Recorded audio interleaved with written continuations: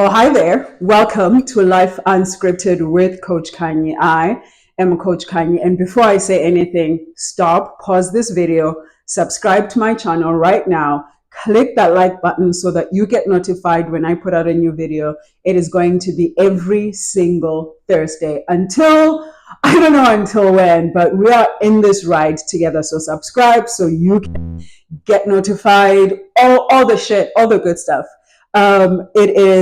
This is not my coffee. This is milk. Oh my God, I need more coffee. I've had one of those days where coffee is going to be my best friend. Yay, it's cold. I wanted to take time today and talk about the 3 reasons why your life is not changing. I've been doing this work of life coaching for over 5 years now, which means I have spoken to a lot of people. I've spoken to a lot of clients. I've spoken to people who come to me and say, I want to do this. I want to work on myself. I want to be on this growth journey. I want to, all the things that I work through. So I work around helping you overcome people pleasing, cultivating radical self-love. I have journals and workbooks and courses and you name it, all of it. I do one-on-one coaching. I do group coaching. And I have found that these are the 3 things that the people who don't want to change possess. The first one is this. This is the number 1 reason why your life is not changing. Are you ready? You're not going to like this one. So subscribe first so that okay, I'm just kidding. The first reason is that you don't want it to. I know it's really hard to hear, but I think it is also beautiful to admit that I don't want to. I'm laughing because every time I say this to some of my clients, coaching works because you're putting in the work. So I have people who pay me and then they don't do the homework, they don't do their journaling, they don't take action. And I say to them, you're wasting your money with me because you actually don't want to. Accept that you don't want to, accept that you are okay with the chaos, accept that you are really comfortable in your familiar zone, your comfort zone, accept that. And let that, as uncomfortable of a truth as it is, I'm not telling you this, so if this is not reverse psychology, a lot of people will be like, yeah, you're saying that. It's not reverse psychology. Nah, I don't have the interest in reverse psychology you into changing. It's your life, right? It's your journey, it's your experience. But I have found that the people who have been honest about not wanting to change, they're okay. So that's the number 1 reason. You don't want to. And the second reason is you are actually addicted to the chaos. Ugh. I know this one is hard to hear, but you are addicted to the chaos. You are addicted to the pain. You are addicted to the drama. You are addicted to everything that is around you. You are addicted to the discomfort, because changing your life is going to mean that you now have to remove yourself from this. You have to remove yourself from the toxicity. You have to remove yourself from the chaos. You don't know what peace feels like. You are addicted to being uncomfortable. Is that too much to say? You don't want to change. Because when you do change, because if you put in the work, it's a matter of when. It's not a matter of maybe. And I bear witness to that. It is a matter of when. When you show up for yourself, when you choose yourself, from going to the gym to eating healthy, whatever it is a matter of when. It will happen for you.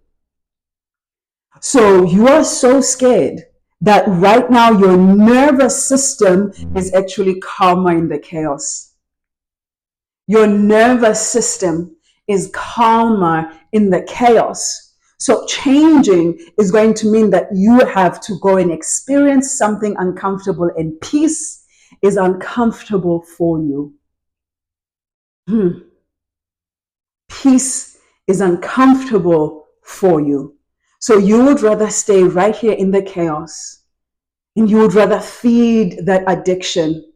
You would rather feed the drama. You would rather feed the stories. You'd rather feed the trauma, because everything that is not this is uncomfortable for you. So the second reason your life is not changing, or it's not going to, is because you are not ready to let go of the addiction. You are not ready to let go of the addiction. And the third one, this one, I see it a lot. This one I see a lot, and it breaks my heart. And I'm just gonna get into it. You don't want to lose your community. You don't want to lose the people you have surrounded yourself with. Right now. I don't know why that's making me sad for you. Because right now, you are surrounded by people that you commiserate with. You are surrounded by people who you complain with. You're surrounded by people who you all constantly live in your trauma together. You're surrounded by people who constantly traumatize you, remind you of that trauma story. And remember, you're addicted to that feeling, right? That's number two. Remember, you are addicted to the feeling of that discomfort of that trauma. So you have drawn in people in your life who will commiserate with you. You've drawn people who will shame with you. You've drawn people who would stay in that victimhood mentality with you. And so you know that if you actually put in the action, if you do the things that you know you can do, if you invest in that healing, if you invest your time, if you invest your money, if you invest your emotions, if you change, some of us are stuck in very unhealthy habits. Some of us are stuck in very unhealthy habits because it is in those habits where we connect and feel connected with our community. Let me get a sip of my coffee because I think I'm saying too much. We are unhealthy, knowing, that's the thing. We know we are unhealthy. But we also know that these unhealthy habits are the things that are connecting us to the community we have called in. Our pity party goers. We're not changing our lives because we are no longer going to have those pity party goers. So we stay the same because we know for a fact, that your community is not interested in healing with you. They're not interested in growing with you. Some of you are sitting there being like, I'm just going to do it when we all do it, baby. You're going to sit and wait for a long time because some people don't know how broken and hurt they are. They are okay. They are okay with hiding it. They are okay with not facing it. And you are that one in the group who sees their pain, who sees their brokenness, who sees the ways that they can heal. It is no mistake that you are in this algorithm that you are in on YouTube now. I know you've been looking. But you would rather stay in that pain and you would rather stay in that discomfort than lose the people that are in your life. And that's where I'm going to end it for you today.